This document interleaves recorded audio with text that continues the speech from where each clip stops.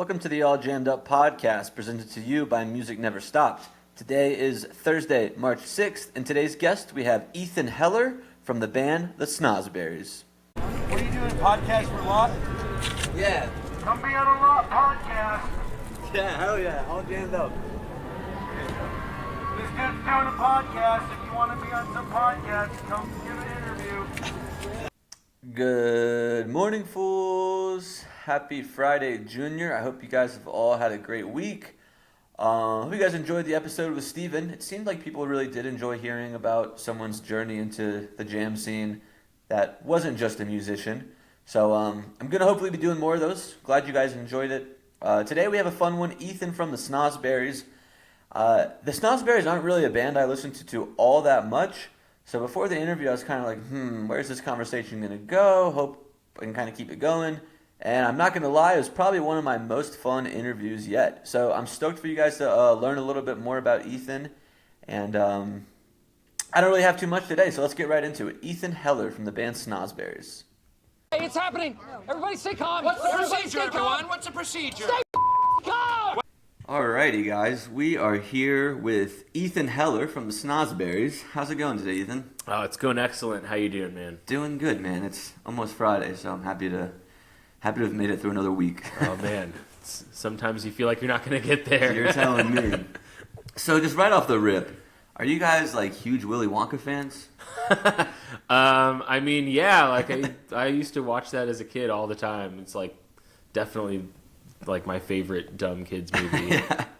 That's where the band name came from, I'm guessing, right? Yeah, people always think Super Troopers, but that's a quote from Willy Wonka. Yeah. But yeah, I mean, honestly, like that band name, like we just started as like a side project, like a bar band, and I just picked the name because I thought it was funny, and then people really liked what we were doing, so we started writing original music, and the name just stuck, so now we can't change it. Before we get too much into the Snozzberries, let's like rewind a little bit. Are you from Asheville originally? I'm from St. Louis, Missouri. Okay, gotcha. And then when did you start playing music? I mean, I've been playing music since I was a kid. Okay. Always guitar? No, I played piano when I was growing up, and then, I started playing guitar as a teenager, and I was in, like, punk rock bands. Like, I was mainly a punk rock kid. Okay. So, I had a band in high school called the Sideshow Bandits, and we were, like, a political punk rock band. Anti-establishment? Yeah, we'd play all the divey punk bars, and, all the kids would come there and mosh and shit. It was a lot of fun. What was some of your like punk inspirations? I love like the Dead Kennedys, okay, like the Descendants. I mean, I love it all, but like 70s and 80s stuff for sure. Okay. Did you ever get into like hardcore? Maybe like a little bit. I used to go to Warped Tour and stuff. Okay. Yeah, so did I. 4 years strong. And that oh, kind of nice. Stuff. Yeah. Cool, man. So then when did you move to Asheville? It's been about a decade now. Okay. Yeah, it'll be a decade this year. So, moved here in like 2015, I guess. Okay, and then that's when the Snozzberries formed.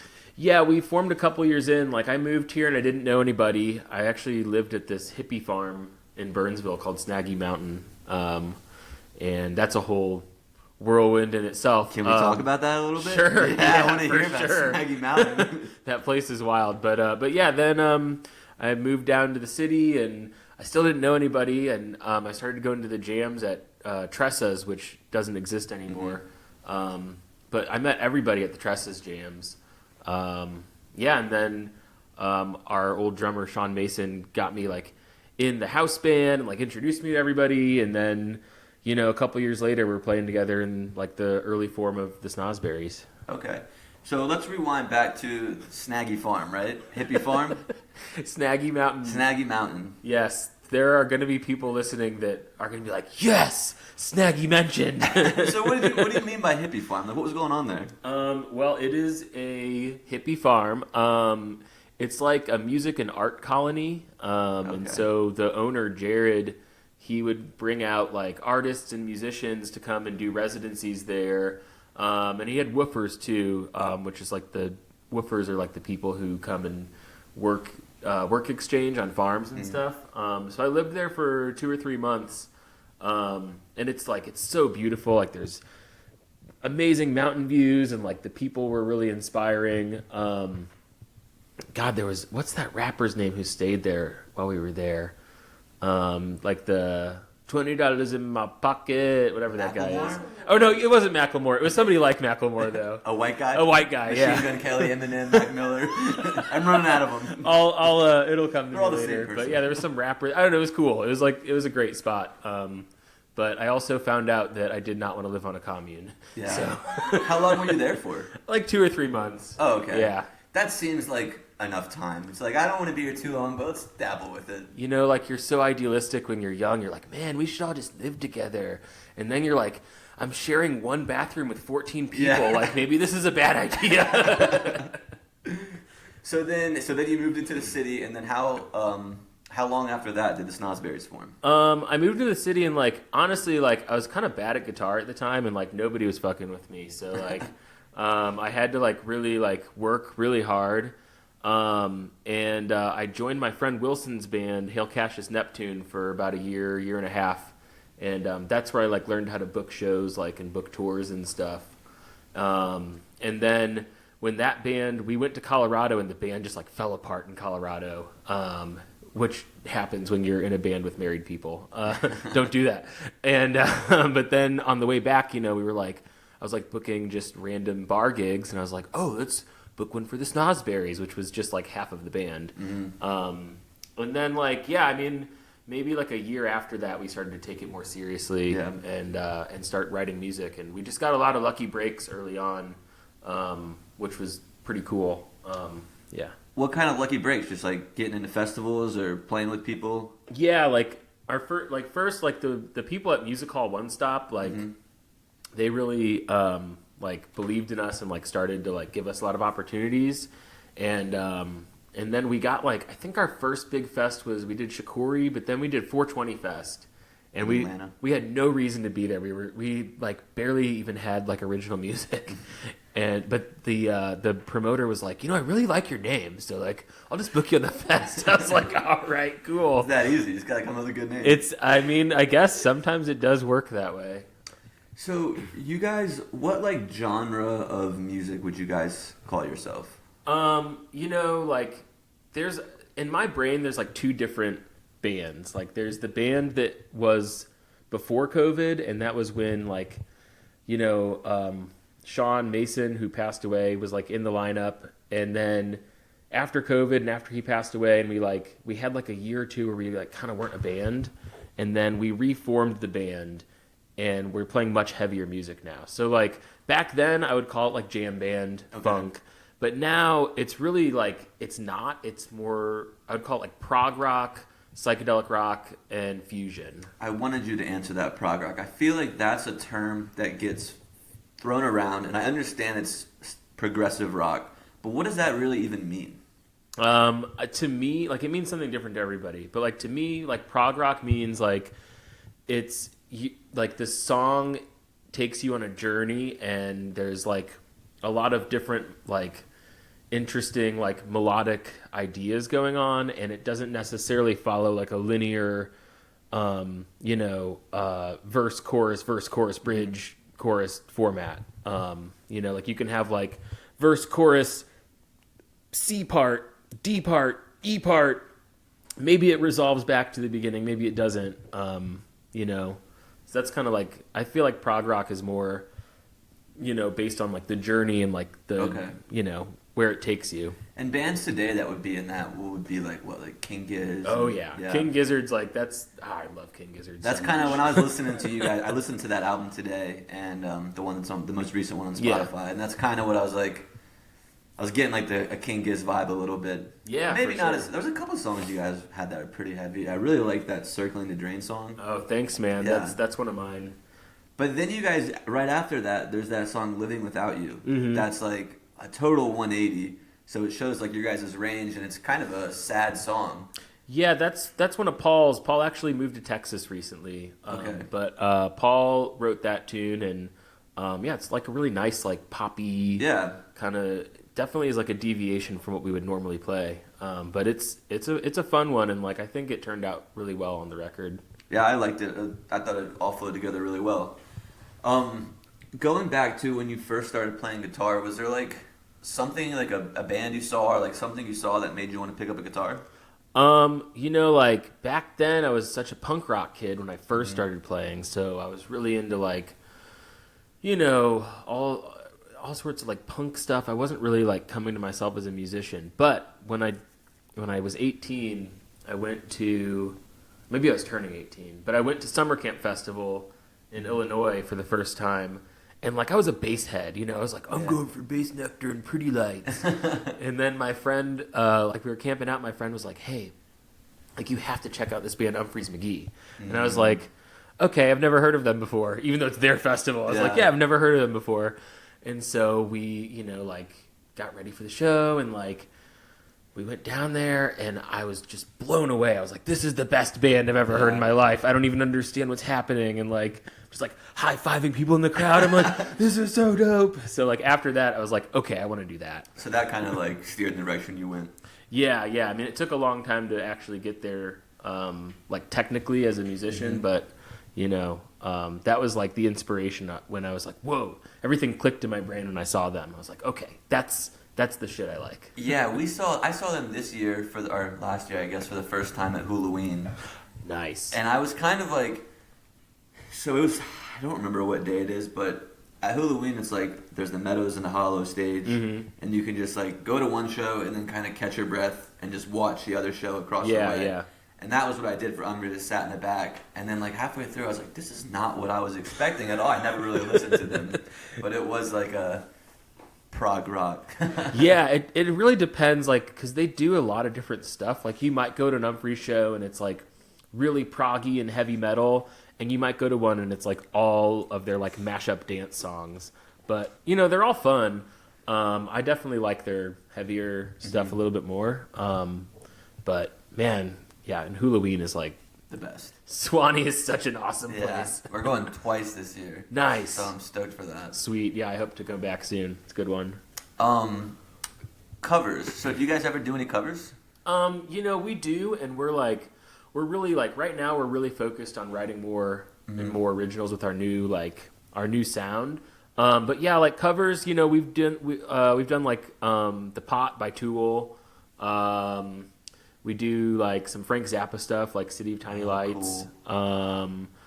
I mean, we used to do like, and we'll still do like a Pink Floyd fusion show if somebody if like a festival like really wants us to do it for some reason. But we're kind of trying to stray away from that like older sound that we used to do and really focus on like, the heavier stuff. The heavier, and not necessarily heavy, but just like more fusiony and more like.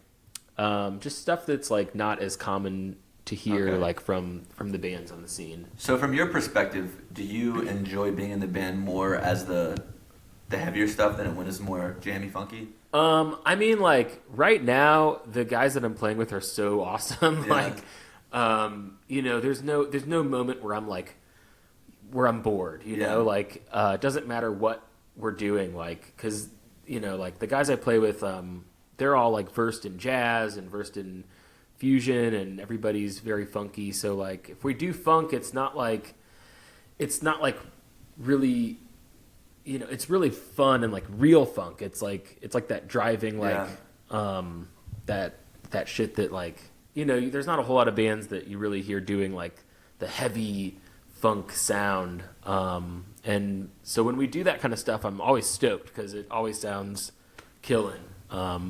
But writing wise, I like to write more, progressive and heavier stuff lately. Yeah. So walk me through that process for you for songwriting. Like, what kind of is your inspiration when you write a new song, and how do you what's the process of getting the lyrics down and figuring the music and then putting them together? Yeah, I mean, it's always a little different. Like for me, I like to just kind of I'm not the most prolific songwriter. Like I don't pump out music like the King Gizzard guys, But like when I write something, like I like to kind of sit down and I'll think of some riffs and I'll be like, okay, this is really fun. Like I like where this is going. It's catchy.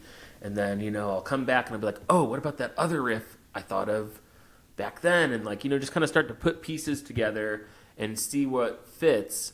And then lyrically, I have a big I call it my book of lies, and it's just like my big book of just me when I'm fucked up, just writing all sorts of dumb shit in my book.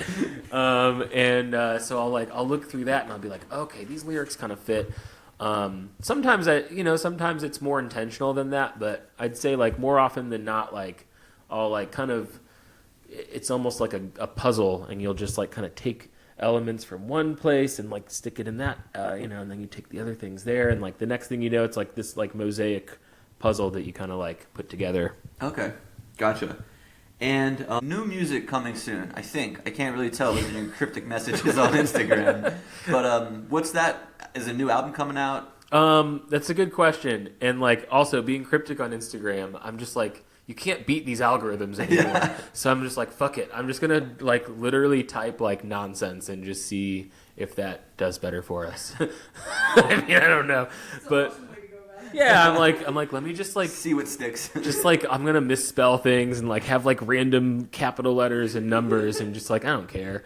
Yeah, we actually we had a goal of putting out a song every single month this year. Okay. And we're going to have enough material that it would have been like we did that, except we're not going to release it. It's already the end of February. Mm-hmm. But we've got 2 that are in the can and like ready to go.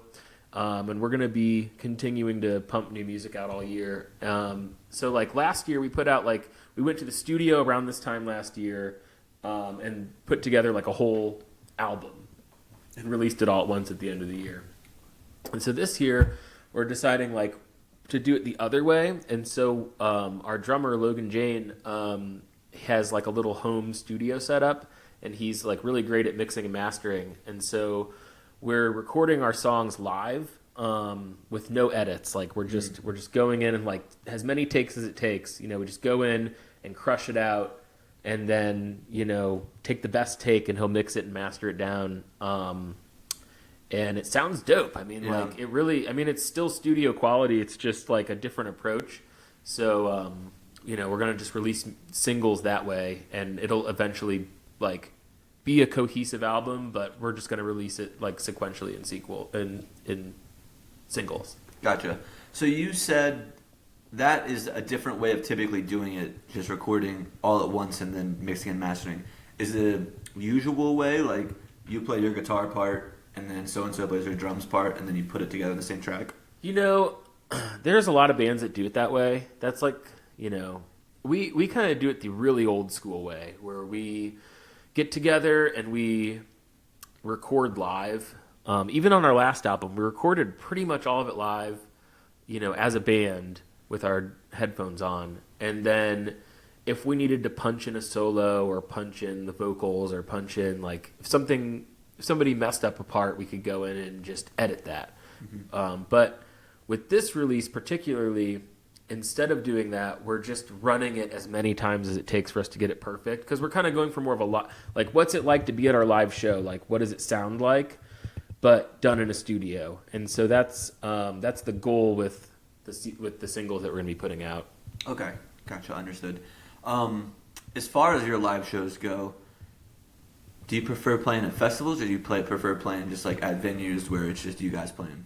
I mean, I love playing a festival. Yeah. Those are always really fun. So you guys have played some cool ones. Halloween, Resonance, Sweetwater, Warren Haynes, Christmas Jam? The Jam by Day, yeah. Okay. I've done that a couple times. A specific show from one of those festivals that kind of sticks out the best? Man, they're all so fun. Like, I mean, like, the Halloween one was great. We had Brock Butler sit in with us from P Groove. When did you guys play there? I think it was 2 or 3 years ago. Okay. But yeah, it was sweet. Like, our friends are really good friends with Brock, and they were like, Brock, you should come sit in with our boys. He's in Perpetual Groove. Yeah. Okay. And now we're buddies because, like, we've played together a couple times at this point. But yeah, it was sweet. Playing with Brock was dope at Halloween. I mean, every festival's fun for its own reason. I know, like, sometimes bands, like, you get to the festival, you play your set, and you head out. Did you guys ever get the chance to play your set and then just kind of hang out for the weekend, too?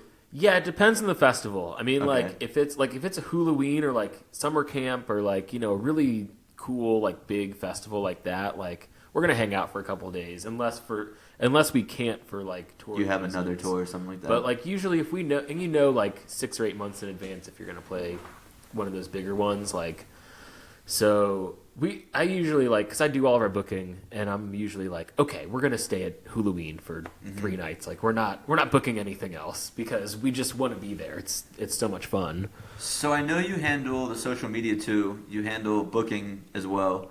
So you're pretty much doing all of the management side of things for the band. Yeah, I do it all right now, and like we haven't passed it off to anybody because, and this is what a lot of agents have told me is like, we can't like for the smaller agencies, they're like, we can't do anything you're not doing already. Yeah. So like, just a wasted finance. It's like once we get picked up by somebody who's actually like at that next level, then like we'll pass off the reins. But until that happens, there's not really a point for us to do that because like even though it's more work for us, like we do really well on our own. Like we're able to secure a lot of bookings and show openings and festivals that smaller agencies struggle to do on their own because they're juggling so many bands. So like we're so focused on ourselves, we're not pitching 20 bands at once being like, hey, book one of these 20 bands. We're like, no, book us. Yeah. And you've been doing this for a decade now, so you've made connections with these bands, and you just can reach out to them directly like, hey, let us do a couple show run with you. Yeah, I mean, it's the higher up it gets in the echelon of things, it's harder to do. But like at the end of the day, like if I didn't love being on the stage so much, I'd be a killer manager. Yeah. But I just love playing so much. Do you sing too, or are you just playing guitar? I sing a lot on the new album. But Josh Clark, our bassist, he's going to be singing a lot on the next record because he's just such a good singer. Yeah. And he joined the band about 2 years ago, and we'd already written a good portion of that album already. So his vocals aren't featured as heavily as they are during our live show. But during our live show, he's like clearly the lead singer. He blows my voice out of the water. So are you the only remaining original member of the band? Ian Taylor, our keyboard player. Okay. We started it together. And yeah, he's been in it to win it since day one as well. So it's you, Ian on the keys, the drummer, and the bass player for you guys? Yeah, it's always been a 4-piece. Okay. And like we had like a really solid lineup before COVID, like I was saying earlier, and then when we had to reform the band, it's just been like it's been a crazy couple years figuring out how to like get all the pieces together and with the right personnel, and like we finally dialed all that shit in, and so it's like we're super stoked right now. Okay. And you guys have done some tours, I don't know if it was a tour, just a festival, the Psychedelic Circus, with our friends Kendall Street Company. Oh yeah, I love those guys. Yeah? Yeah. Tell us about, was that like a one-day festival or a few-day tour? What was that exactly? Psychedelic Circus is our event. Okay. And we do it, we've done it 4 or 5 times now. I think 4 times. And we have done it in Asheville up to this point. It's like a yearly-ish event. We don't always do it every year, but we might bring it on the road with us. Like, kind of the goal is to do that event all the time because the event is just like us, and like we get like cool projectionists that are doing like dope shit behind us, and like we have dancers and live painters and artists, and it's a collaborative like experience. So we had Kendall Street out 2 years ago, I think. Which was a blast. I love those guys. I've known them for years. That would be a fun show to go to. You guys are pretty heavy, quick, and then they're kind of slower and funny. It's like a funny little opposite there. It was a funny pairing because like I've known them for years, and like I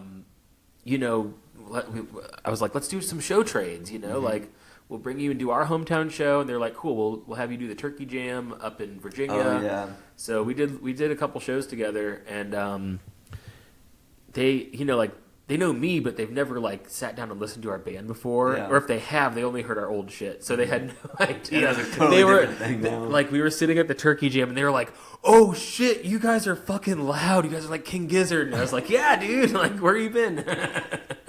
So I'm interviewing Lewis tomorrow. Nice. Is there anything funny or outlandish that I should ask him that you guys did with Oh them? man, Lewis is so funny. Ask him about all their turkey covers that they do during their turkey jam. They just like change the words to all their songs to be about turkey and shit. It's really silly. I've never been to the Turkey Jam, and I gotta get over there. Yeah, it looked fun this year. They had Doom Flamingo, which is badass. Do they do that one in Richmond? They Or do. Charlottesville? I think they do it in Richmond and in Virginia Beach. We did the Virginia Beach one. They do it at Elevation 27, I think. Yeah. We played there with them and with P Groove. Okay. That venue's sick. I've never been. I'm from Chesapeake, Virginia. I've Okay. never been to Elevation 27. Yeah, it's really cool. I've only been there those 2 times, and then we just did Broadberry with P Groove too, which was that venue's so sick. Yeah, we're going. So that's their Kindle Streets for Love from 2023. Nice. We're going tomorrow to the last show at the Broadberry, and they got a new poster for me. Oh, so hell I can yeah. replace this one. Yeah, no, I've known those guys forever. Like I've known their lead guitarist Ben. We met when we were in high school. We went to this like music camp. He's a couple years younger than me, but we went to this like music camp in New Orleans, and we were like in this throw together band when we were in high school. And so like then we didn't like keep in touch like that great over the years, but then like one day I was like going to lock-in and I was like, wait a second, that's Ben. New Orleans, man, that's my favorite city in America. Oh, me too. If I had more self-control, I would totally live there. Can you give us a funny New Orleans story? Yeah, we were just down there. For what? Were you for Billy? No, we played down there. It was there was like an organization that threw an Asheville benefit concert. So and it was mainly to benefit the musicians. So they brought down like 20 Asheville musicians. Fuck yeah. Everybody got paid really well, and they lodged us, and it was dope. And so of course I was like, we're going to New Orleans. Like, let's stay for a couple of days because I love New Orleans. Yeah. I mean, funny New Orleans stories I can actually tell on the internet. That's the hard part. Okay. Oh, here's a good one. So when we stayed there, the first night or two, we didn't have the lodging from the venue, but I wanted to just go down for fun. Mm-hmm. So I was like, guys, I found this like Airbnb. It's like right next to Frenchman Street. It's really cool. It looks really nice. Like it's not expensive. And so, it was like me, my girlfriend, and like 2 of the guys from the band. One of the guys was like flying in from somewhere else. And everybody's like, all right, Ethan, sure. Because, usually I usually pick a winner, right? Yeah. So, it sounds like you're the ringleader of these things. So, like, we get down there, and I'm, like, looking this place up. Like, when you're driving into New Orleans and you're, like, crossing that huge bridge yeah. and it's, like, terrifying and shit. And I'm just like, okay, like, I need to distract myself to not think I'm on open water. It's still, like, Katrina on the side. I'm like, we just lived through a flood here. I'm like, no, look at the water. So I'm like looking at my phone. I'm looking this place up. It's like Jean Lafitte House, and I'm like Jean Lafitte House. Yeah. Looking on their website, and I realize, oh shit, this is part of the ghost tour. This place is fucking haunted. So I tell the guys, I was like, yo, by the way, like just so you know, our Airbnb is haunted. And they were like, part of the bit, guys. Okay. So we get there, and it's like it's really nice. Like it's classy. There's like almost nobody staying at this hotel because this is like off season. It's like December. And so like, we get back from all the bars and shit at like 4 or 5 in the morning, whatever. And then, we go to sleep. And then the next day we're leaving and Ian was staying in this loft area upstairs. And we were like, haha, did anybody have like a ghostly experience? And he was like, well, actually, like, in the middle of the night, my bed just started vibrating and wouldn't stop. I was like, hell yeah. Mission accomplished. Yeah. So, as you guys tour, has your tours been like nationwide? Do you guys kind of stay on the East Coast, or how does that work? We've gone as far as Colorado. Okay. And going further, it's like, if it makes sense to go further, we will. Yeah. But it just hasn't like made sense for us to do that yet. Is there a certain city or venue that kind of like sticks out, like that was our best show, or that was the best energy the crowd gave us? Recently we've been crushing it in Florida, and the Florida crowds have been awesome.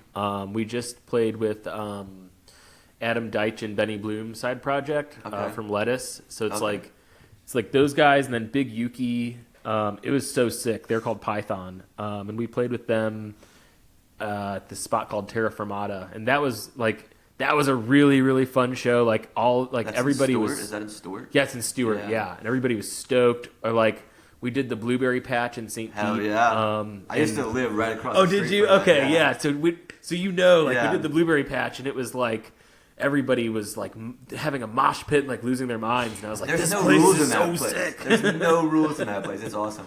Yeah, they're one of the owners, Bob. You know who I'm talking about, Bob? I don't think so. He's the shit. So like we were like hanging out that night, and then he's like, "Man, you got to go on Jam Cruise," and he's like, "I've been on every single one," and I was like, "Okay, cool." And then like a couple months later, I was like, "Oh, cool, I'm going on Jam Cruise." And so I was like, "Bob, I'm gonna be there." So like, and so I didn't know this, but when you see Bob on the boat, he has a big hat.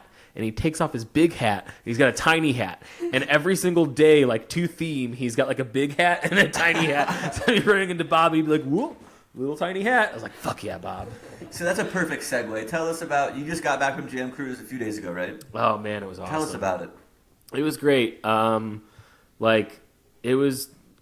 It's everything that everybody says it is and more. Yeah. It's like, it's the best place to meet people that are like the biggest music fans, the best musicians in the scene, like all of the industry people are there, and like it's so much fun.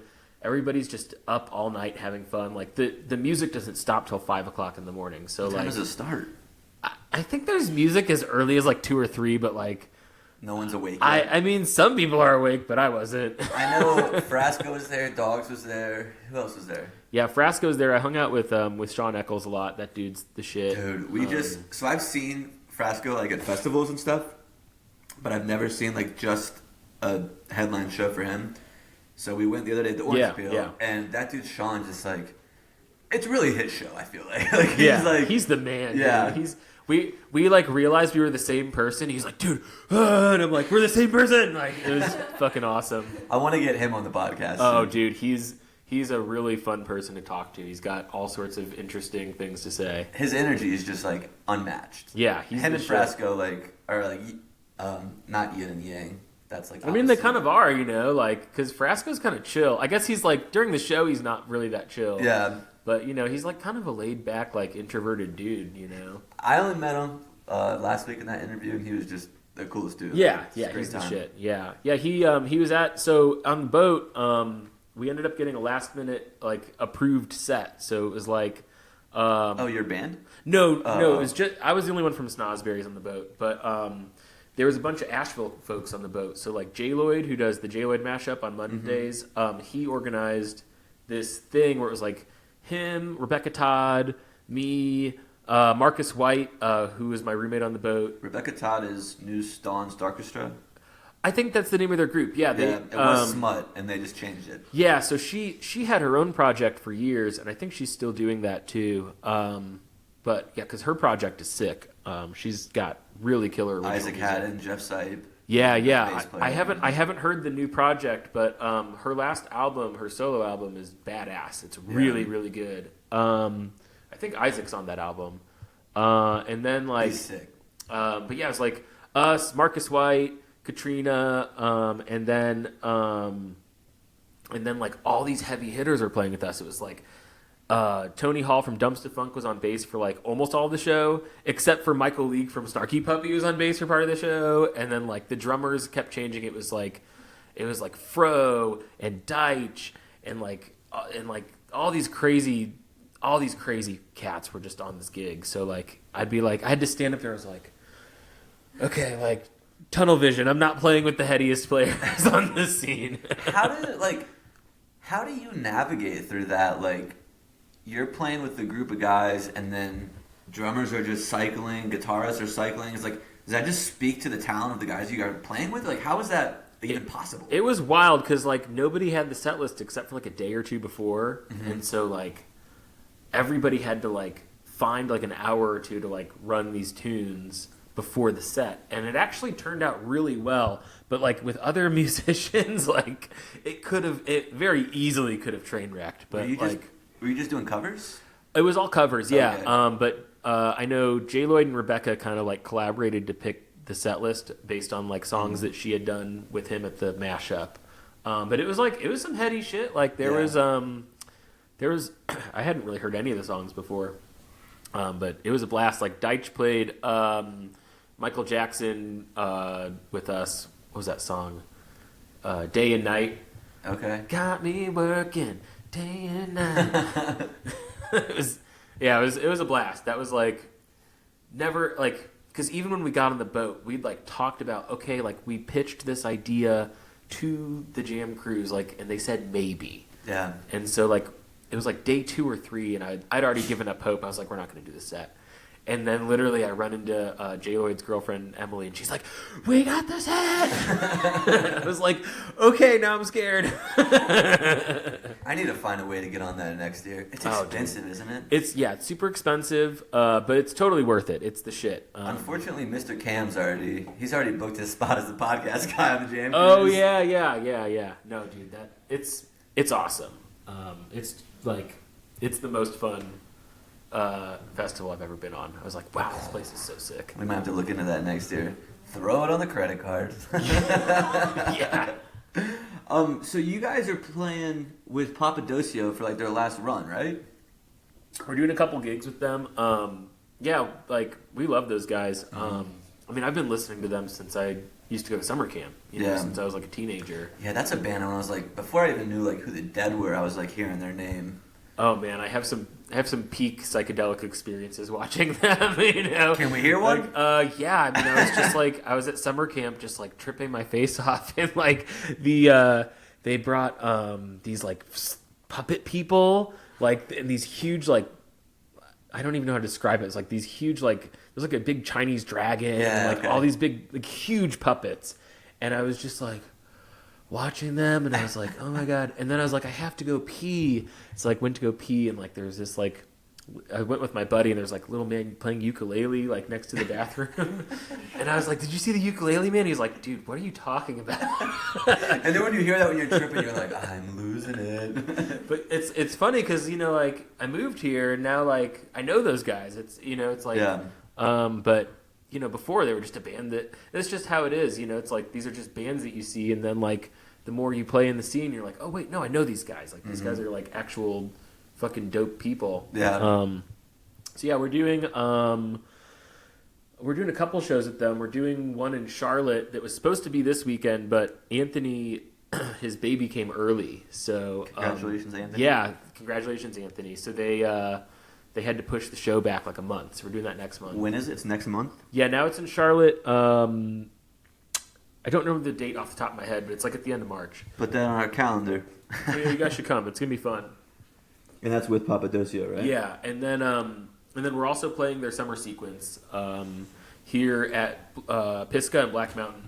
So are they like stop touring? I heard they're gonna stop touring, and now I keep seeing new dates. I think this is their last year of tour. Okay, yeah. They're just trying to get what they can. I think they'd already booked like a lot of the stuff. Okay, and then I mean I haven't like talked to them about it personally, but I'm assuming like they just I think like 3 of them have a baby now or 4 of them, so like you know I think they just want to like take some time off the road because you know being on the road it's fun, but it's a lot of work. Yeah, is this what you do full time?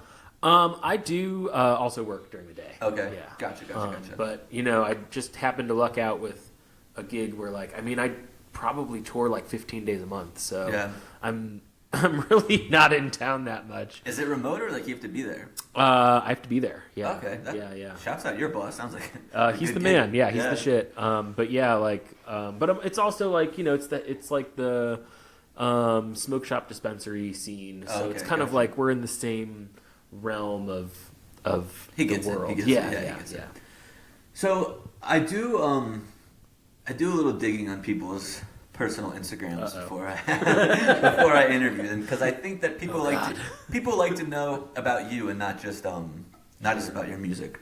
So the 2 things I kind of gathered is you're a big horror nerd. Yeah. Which for some reason I'm finding out you musicians love horror movies. I mean, who else does? That's awesome. I fucking love horror Brian movies. Roy, and then do you know Alex Bazemore? Oh yeah, I know Bazemore. Bazemore, I just found out loves Twin Peaks, and I was like, bro, like, because he's like posting Twin Peaks memes, and I'm like, dude, Twin Peaks is my fucking favorite. He posts some crazy ass memes sometimes. I didn't know Brian liked horror movies. I'll have to talk about that next time I see him. So I asked both of them this question. I'm going to ask you too. What are your top 5 I'll say top 5 movies. It doesn't have to be Okay. horror movies. Like outside of music, like my next love is film. Like I fucking love movies. Can you do separate top 5 movies, top 5 horror? If I sat down to think about it, I could. I'm just gonna start naming some that Okay. come to mind. Like for horror, Tenebrae, which is a Dario Argento movie from the 80s, is like in my top 5. Also like Suspiria. I don't know if I'd put that in my top 5, but like that's on there too. That's another one of his. I love like God. I just love so many horror movies. The Substance from last year was awesome. The Substance is like that was so fun. Would it be top 5 of all time? I don't know, but it was really, really good. Man, put me on the spot here. I got to think really fast. Open my letterbox, bro. Shit. I can always edit these little spaces out, so you're good. Okay, if you're gonna edit the spaces, let me think for a second. Yeah, no worries. Take a sip of your beer. Get comfortable. Okay. Okay. Here we go. Are you ready for this? All right. Let's go back to the horror movies. Okay. Evil Dead 2. Top 5 for sure. Evil Dead 2, not Evil Dead 1. So the real ones will know that Evil Dead 2 is far superior to Evil Dead 1. It's basically a remake of Evil Dead 1, except way fucking better. And then they like expand on the story.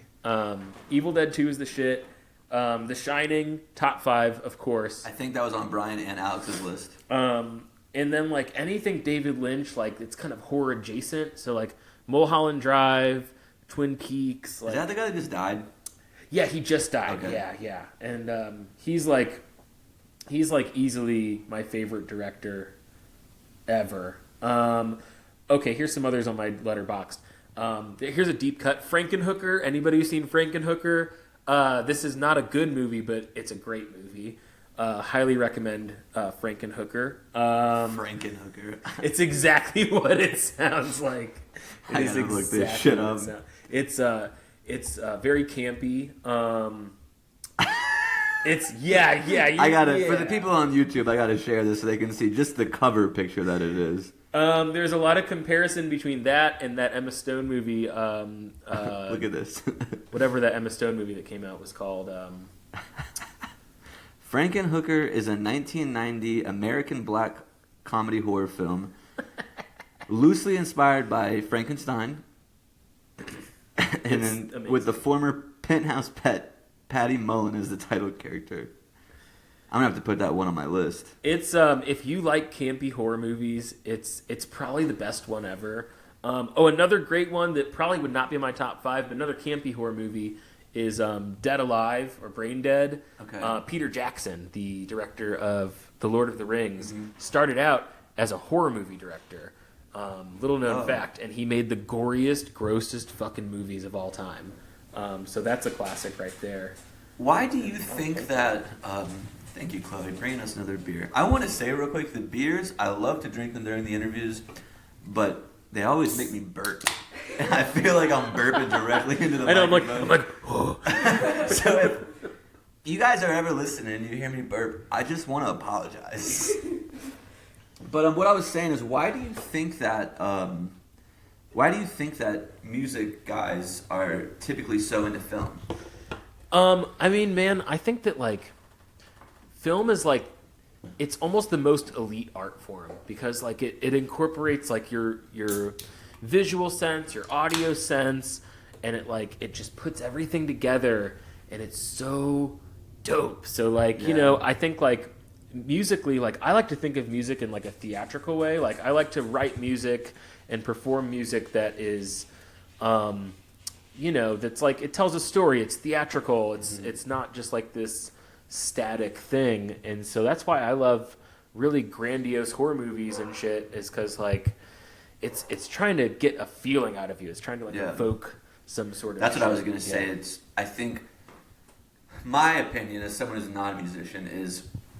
Correct me if I'm wrong. Your guys' main goal in making music is to like provoke emotion. Yeah, 100%. And I think that movie is obviously doing the same thing. Yeah. So maybe they'll like tie together there. Yeah, 100%. Like, yeah, my main goal when we're playing is like to make you feel something. Yeah. And like one moment you might be feeling like joy. One moment you might be feeling like, rage. One moment you might be feeling, like bliss or whatever. But I think especially now, like with the way that the world's going, like people need an outlet for everything. They need an outlet for their anger and for a place to feel like they can bliss out and just be themselves. And I think that a fun concert is like the best. That's the best. Yeah. Yeah, when you have a really good show, like I think for us, we just went to Billy Strings in New Orleans. Nice. And like I think that comes up probably once a week. We just talk about it, just how much fun that it was, and like after the show, you have conversations of like, because it's such a personal experience, and you have like conversations afterwards. It's like what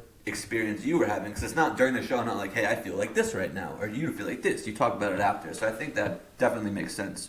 Yeah. Do you have like any like shows that stick out to you that like we're talking now, like something that like you left and it kind of resonated with you for a while? It's funny. So like I like lately I've kind of felt jaded. Like I don't get to see a lot of shows, and like when I do, I'm like, I'm like coming from the other side of it, So it's like it's hard to get the magic sometimes. But when I was on the boat there, I was watching Carl Denson play, and he like played this song about like all like coming together, and like he even had this like little speech in the middle of it that like in any other setting it could have been really corny, but it was so it came from his heart. You could tell it.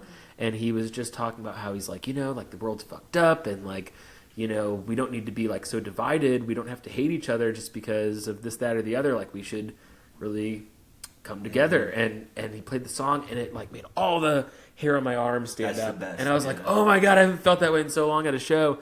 I like even had to stop him and tell him like a day later. I was like, bro, like, Do you find yourself when you go to shows like getting so caught up in the like technicality of the music that like you're watching the guitar player play and you're like, that's not as tight as it should be? Like, do you ever have those kind of thoughts, or is it typically just like let me enjoy it? Yeah, I mean, I try not to go there, but it's hard, And I would say more than anything, it's like I've just seen so many shows and like played so many shows that like a lot of the time like it's more of a social event where like unless I'm really really really into the band, like King Gizzard, I'm so into the band, don't talk to me during the show, I'm gonna be watching it, or like Umphreys, like I'm so into the band, like I'm probably not gonna talk to you during the show.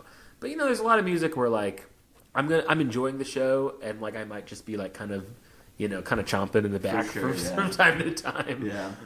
But yeah, like having that experience where I was like, oh yeah, that was the magic, like that, that was like the feeling that, I love to feel, and like got me wanting to play. So it was nice to like have that moment. I had a couple moments like that on the boat.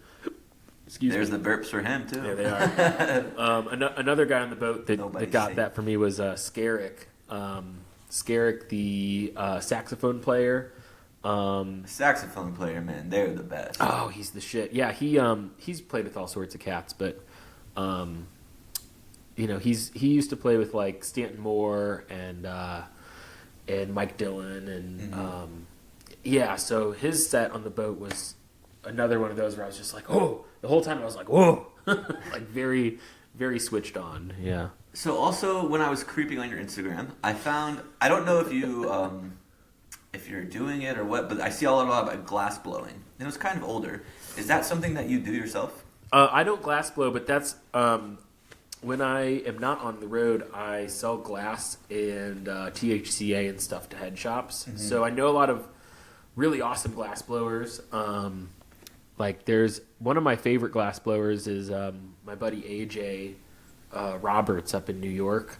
And I met him because he makes these glass drum kits. And they are like to scale, like it's like a drum kit to scale. So like he scales the whole thing down. It's like a rig. And like, we eventually like we're friends now. Like, I got him, we started selling his glass, and, I got to meet him, and now we're buds. It's so funny. We played this tiny festival in Florida like a year and a half ago. In Brooksville? Maybe. It was called Farm to Grass. And it was really small. Central Florida? It was like, I I don't Close to remember where it Orlando, was. kind of? Maybe. Okay. I don't remember where it was, but it was like it was small. I mean, like there's only a couple hundred people there. Yeah, those are the best though. Yeah, it was sweet. So it was like the Steel Drivers played, who's like a huge. Yeah, they're a huge band. Yeah, 300-person festival. dude, that's what I'm saying. Is like Steel Drivers? so What we. was this called? It was called Farm to Grass, and we played right after the Steel Drivers, which makes no fucking sense at all. We've been living in Florida and just moved up here in October, and I don't know how we would have missed that. She's a big Farm to Grass Music Festival 2024. I do love this too. Oh, St. Louis. So it's south. That's south. Okay. Yeah, I don't remember exactly where it was, but I Fort know. Pierce. Okay, yeah, because it Yeah. was the same people that throw like Fort 20 and stuff. It was like adjacent to them. That's crazy. The Steel Yeah, so it was like Drivers so are the there. Steel Drivers played and then we played, which was stupid. There's no reason, but it actually worked. And like they did it on purpose. Like the guys that are down there, like they really support us and stuff. And so they were like, yeah, we're putting you on after Steel Drivers because everybody's gonna be like swaying to the Steel Drivers, and then you guys are gonna just fucking come out and smash everybody's skull in. And I was like, yes. But it was so funny because like I brought it up because we got there and I see AJ's girlfriend Megan, and she's like, what are you doing here? And I was like, what are you doing here? And they were just like down there vending. So like he had his glass and she had her like vending thing, and they live in New York. Like it was bizarre. Yeah. Like there's no reason for them to be there. But it's just like the worlds do collide, like so it's been kind of cool, like the synchronicities between like the glass and weed world and the music world. Can you tell me the difference between THCA and THC? Because since moving here in Florida, it's medically Right. And she had her med card, so we were smoking weed, whatever. Moved here, first got here, like didn't have like a guy or anything, so we were buying that THCA, and I feel like I get high for 30 minutes and it's over. It depends where you get it from, or like. I got it from Apotheca. Are we anti-Apotheca? No. Okay. There's it. Because I would make a stand No. anti-Apotheca if I And need the to thing be. is, no, I'm not anti-Apotheca. No, the thing is, like, with THCA, like, it comes from so many different places, and if you get it from a good grower, it is weed. Like, there's really no difference. The only difference is that they tested it at a certain point in its lifetime, and at that point in its lifetime, it tested below the legal limit of Delta 9. But really, like, some people are growing like hemp and calling it THCA, and that's the stuff that's like not going to get you high. Okay. But if you get like good THCA, it's weed. I mean, it is the same. There's no difference discernibly between the two. It's funny because a lot of people have the experience you're talking about. They're like, oh, it's diet weed. And like, That's a good way to put it, diet weed. it can be if you get like the wrong strain or the wrong grower or whatever. But like, I mean, and the guy's gonna test in the van because I have access to it, so I'll just like bring it. So that's what you smoke, like exclusively is THCA? It's just because it's there. Yeah. Like it's just right there. I used to take, so like when we were in Florida, I would take like a 30 milligram edible and take it at like when I get home. Oh man, I can't do edibles anymore. I would get high and be high like through the night. Yeah. And now I take these like 60 milligram edibles and I don't even like really get high. Oh, it's weird. Yeah, I don't know. I think they're also like 30 milligrams THC and 30 milligrams CBD. Oh yeah, So maybe- that won't get you. Okay. It almost like counteracts it sometimes, which is the same thing you got to It watch helps out me for. sleep. Yeah. I sleep good, but I'm not like smacked like Yeah. I was off the edibles. I had to stop taking edibles. I'm allergic to the pollen and stuff, and so like if I handle too much plant matter, like I break out in hives. And so a couple years ago, I made firecrackers when I had COVID. I had What do you mean COVID. Firecrackers when you bake like little peanut butter crackers, and like you put like weed in it, and like you Okay. bake the weed into it. Which is a really The old school way. it's a really Yeah. stupid way to eat an edible. But we couldn't leave our house because we all had COVID, and so this was like in 2020. Yeah. So we were like, all right, fuck it. Like we've got weed, we've got peanut butter, we've got crackers. Like let's make firecrackers. And I almost had to go to the hospital because I started like sweating and like breaking out in like a fever and like hives and shit. And I was like, I'm never doing this ever again. That's funny because like now it's like when I was in like high school and college, your buddy would be like, I took an ounce of weed and put it in this butter and made edibles. So it's like, I don't know how much this is, but have fun. Yeah. And then you're like paralyzed for 8 hours. And now you go to these stores and it's like, this is 25 milligrams of the finest weed you can get. Right. It's just a totally different game. Yeah. Let's see. We got new music coming out. Yeah. We talked about. Be on the lookout for Dirt Nap is going to be the first single released. Okay. When is that going to come out? In the next couple weeks. Okay. It's This coming is out. going to come out a week from today. Okay, sweet. Dirt Nap will be out in the next couple weeks. We're like putting like little videos together with all the new tracks. So that's really what we're waiting on. And then we've got another one just after 2 that will be coming out after that. And then we've got a couple more that are cooking up right now. So be on the lookout for those. We've got some festival announcements that are coming out that I can't talk about, but I'll tell you about after the show. Come on, break some news in the podcast. Can't do that. No, I'll get in trouble. I can't do that. But yeah, some fun festival announcements. And don't worry, guys. When he tells me, I'll tell you. Just kidding. I will Ethan said. Yeah. But yeah, no. I don't know when our next Asheville play is. Oh, no, I do. The Pisca show with Docio. But I'm sure. That was in Charlotte. Well, we're doing that, and we're also doing the Summer Sequence. It's their.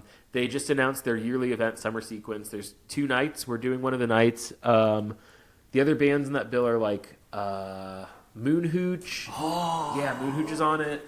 I can't Have you remember. seen them? Oh yeah, yeah. I have a great story about Moon Hooch. He probably won't remember, but I met Wenzel, one of the. That's the European. Yeah, vegan dude. Yeah, Super jacked. He goes, what? They're both jacked, by the way. Really? But, yeah. I saw them in 2019 or 2020 in Richmond. That's my favorite Tiny Desk. Oh yeah, they're fun. Yeah, he's so funny to talk to because you're like, Wenzel, where are you from? He's like, I can't say. And I'm like, okay. But I had this great experience where like, actually probably can't tell us on the air. But anyway, I met him at what was that festival called?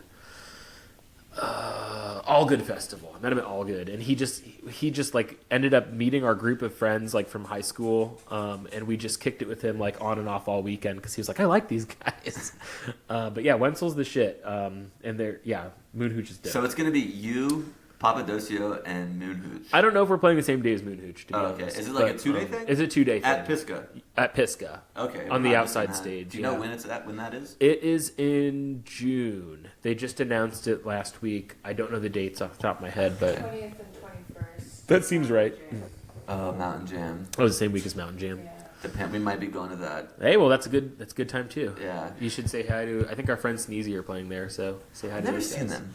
They're them the popping homies. up Those everywhere, are those are like that's kind of like our sibling band. Like we're like, those are our buddies. Like they were on the boat, and I was like, those are my friends. All right, man. I think that's pretty much all that I got. Ethan, this was a lot of fun. Absolutely.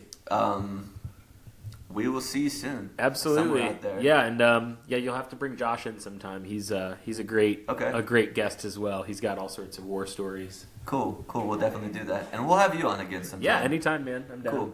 All right. Well, thank you, Ethan. Thank you. That was legitness. Yeah, it was. Huh? Welcome back, everybody. Hope you guys enjoyed that interview with Ethan Heller. Now, for the best part of the week, Chloe's Corner.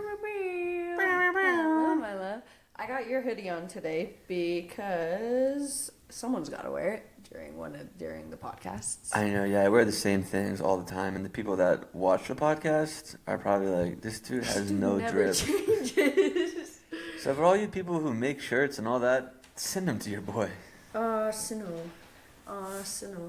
I got indirect confirmation. Last week I brought up the Nick Shoulders fiasco about what his band is doing, what he is doing. He is, in fact, going to be a solo act. Confirmed? Confirmed, yeah. Okay. He put out an apology Who post. called that? He put out an apology post basically being like, yeah, maybe I worded things a bit dumbly. I'm going solo. And I was like, thank you for putting it point blank for me. People Simpletons. like me. Yeah. Simple-minded idiots that can't read posts. I want to talk about our last weekend.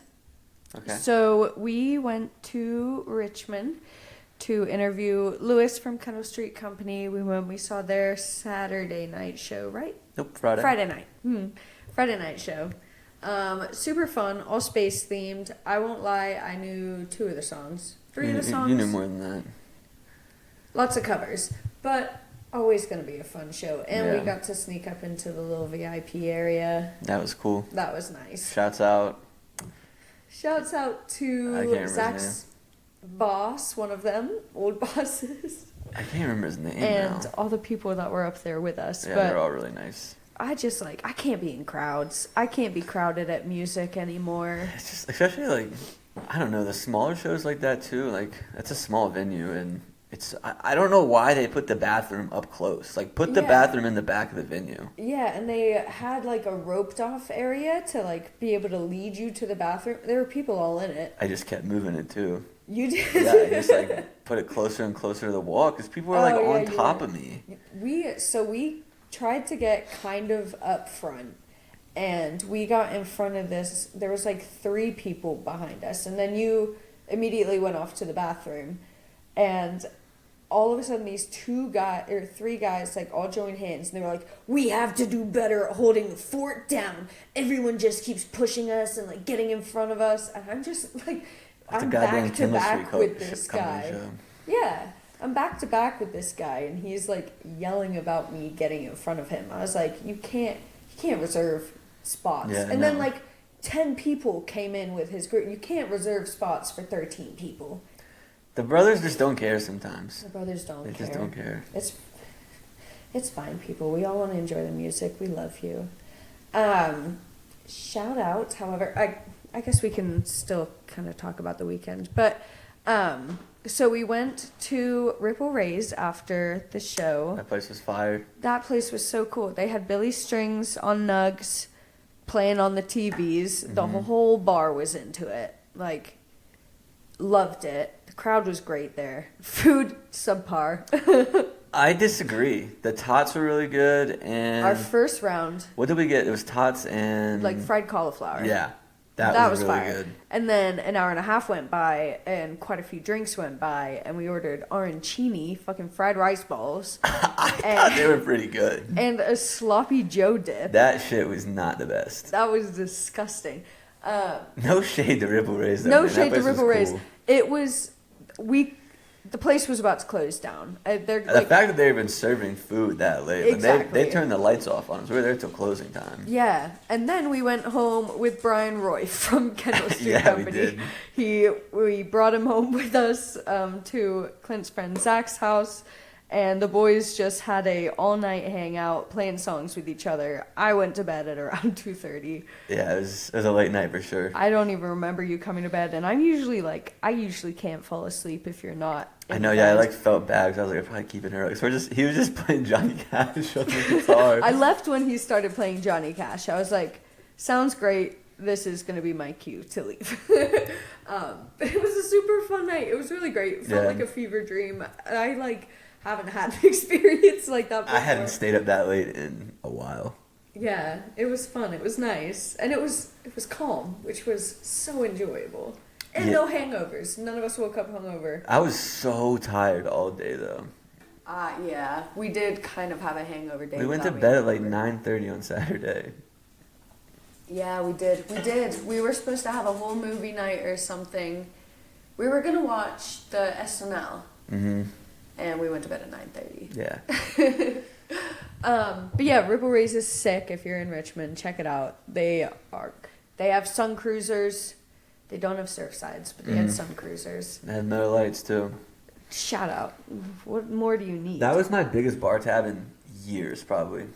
Yeah, I had 2 drinks there, so I don't know what that tells you. I think between me, Brian, and Zach, we had at least 20. That is crazy. Yeah. I do want to give, moving on from the weekend now, I do want to give big props to Jared Cohen and Big Shrimp. I am seeing your name come up so much on these little festivals and What's just the one they got today in New Hampshire? there's something in New Hampshire, but I wrote down specifically they're doing something with Eggy in New York in like April, I think. Oh yeah, they're opening for them, I think. Yeah, opening for Eggy. I saw them. Shouts out friend of the program, March Jared. 14th. If you're ever around Syracuse on that day. How do you say it? Syracuse? That was better. Yeah, I stumbled on the first one. I got it wrong the first time. But yeah, I've been seeing Big Shrimp come up a bunch within the last, like, 3 weeks, I would say. I've clocked. That's the all jammed up effect, man. You come along. Just kidding. We're getting the names out there. You heard it first. So last night, we were listening to Billy String's Sunday show at the Ryman. Mm-hmm. Fellas, I am excited for everyone that was there. I was like 10 out of 10 high last night, and Clint brought this show up to me, and it was kind of like like he did a gospel set. Yeah, I don't think like any of them were like. I mean, none of them are on the new album. I don't think. But I was immediately so excited and so jealous for everyone that was there, because you had Billy Strings take you to church at the Ryman, and I like immediately got chills hearing that. I was like, that is the coolest experience. You're going back to bluegrass roots. You're getting the gospel in there. That was so cool to me, and I'm jealous. I can understand if you thought it was a bit slow. I think if you are if you're going to a Sunday show at the Ryman that holds like 2,000 people, it's gonna be intimate. Yeah, and it's like especially there. Like if you're like, yeah, like I think that makes sense for him to do that, and like for someone like him too, seems to like respect the music like so much. It only makes sense that that's like what he would do, and I think he said that at the start of the second set. He's like, "I can take a seat, take a seat." Yeah, he's like, you don't need to be on your feet. Get comfortable, like. But then he opens up with a banger. Open up them pearly gates for me. That is one. I don't think we've seen him play that one, and that is one every single time. You're like, I need to see this. I feel like he might have played that at Tampa when I went, but I didn't go with you. Yeah, that was a boys' night. No me on the boys' night. Or maybe it was dig a little deeper in the well. I don't know. I can't remember. But I just thought that was so cool, and I just had to give it a little. I want to give out a quick shout out to Connor. Why? That's the dude, the first person that recognized me in the wild. Oh, Connor. Yeah. So yeah, at the Broadberry at the Kendall Street show. Yeah, Clint went up to get us drinks, and you could tell us your story. I wasn't there. Some dude just came up to me, and he was like, "Yo, are you all jammed up?" And I was like, "Yeah, I am." And then he was like, "Fuck yeah, I love the coaster talk with the Wolf Boys." And then I was like, "Sweet, man, do you listen to like all of them?" He was like, "No, I just heard about there was coasters, so I listened to that one." And I was like, "All right, dude, fair enough." Love it. Like, we love the Wolf Boys. We think they're sick. That is so fun that like that is something that drew him in. It was funny too, because I was wearing a hat that day. I guess I was wearing a hat in the Wolf video too, I think. But I don't know, you only see the side of my face really, so I was just like, I was kind of surprised. True. Yeah. No, you do your intros and outros too. That's all. Yeah, I guess that's true. I was about to say something and it slipped my head. What were we just talking about? Oh, the way you came back over to us after that happened, like you had just gotten like your middle school crush to go to. Well, I was also a little drunk, so. You were like, you had a little rose in your cheek. You were smiling so big. You were like, it's like someone just asked if I was all jammed up. Well, I feel like if it happened in Asheville, I would be like, okay, we probably have mutual friends. Like, yeah, but it is what it is. It happened out of where we live. But now that looking back on it, like I did a Kendall Street giveaway for a whole month. Like, of course, if anybody was gonna recognize me anywhere, it'd be at the Kendall Street. Oh, Liverpool, get in! They just scored. Shouts out to all my parlay boys. Arsenal. 7-1 yesterday. Big win for the fellas. Shouts out to the group chat.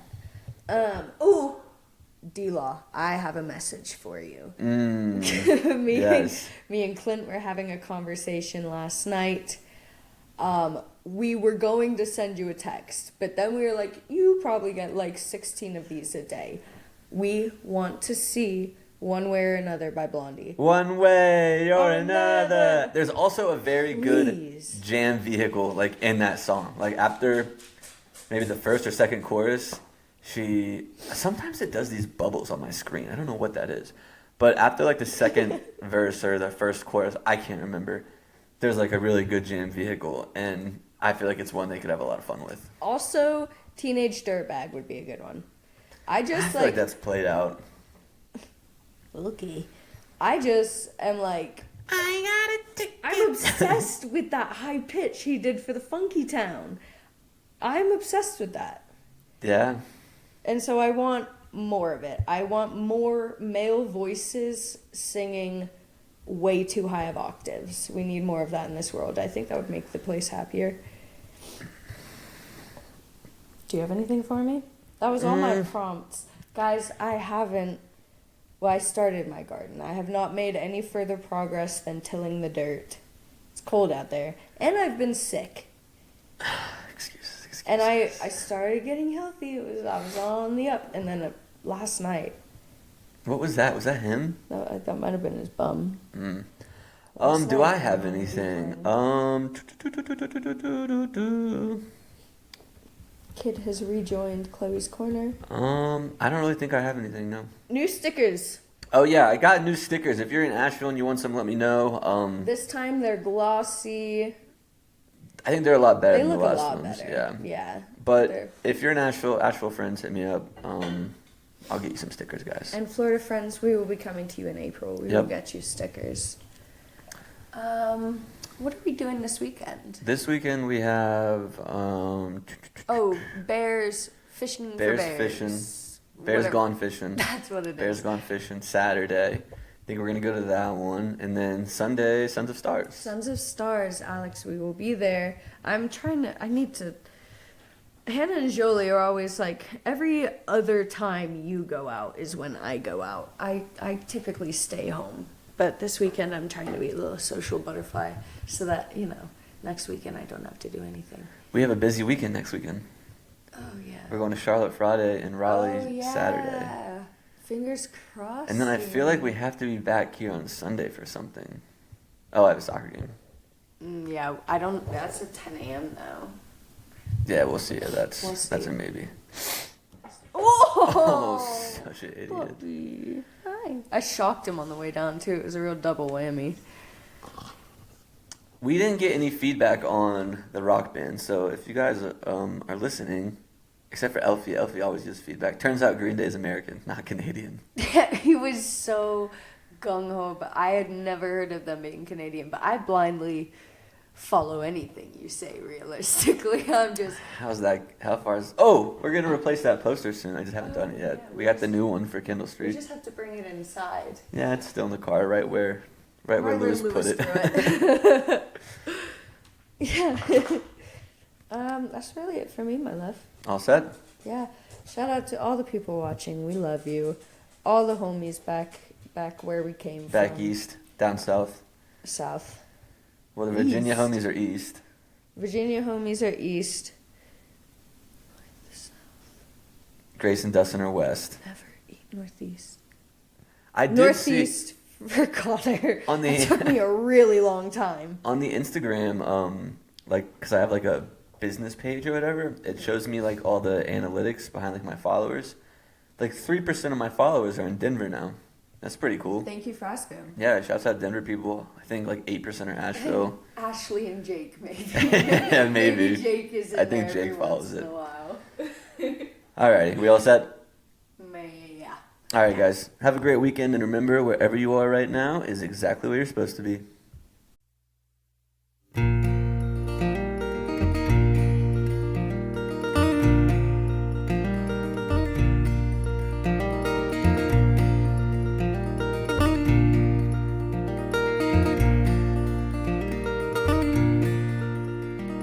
Come along, have a drink with me.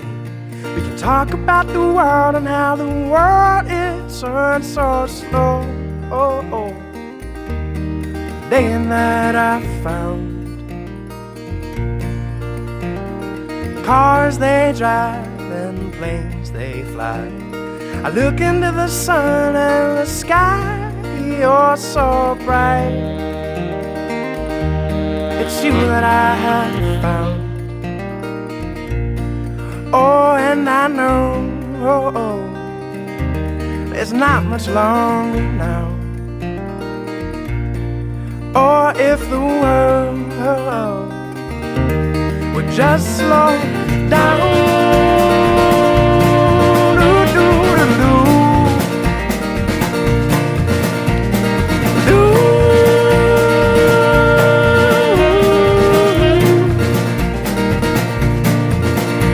The moon and the stars, they sail across the sky, and I could watch you dance all through the night. When the rhythm is right, oh, and I know the sun is rising now. Or if the world would just slow down.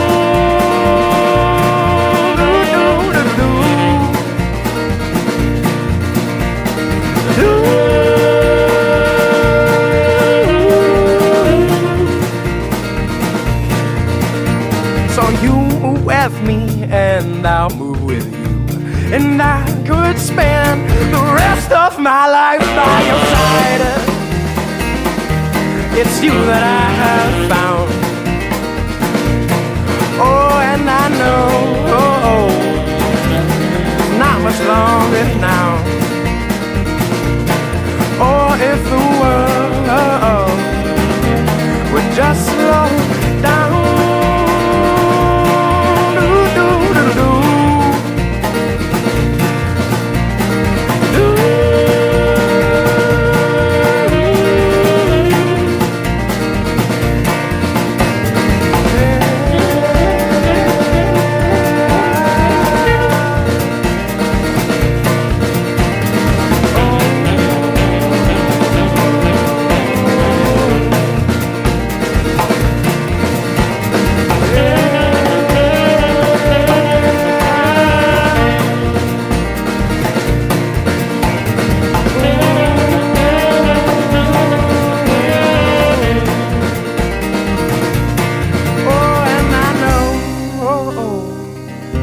There's not much longer now. Or if the world would just slow down.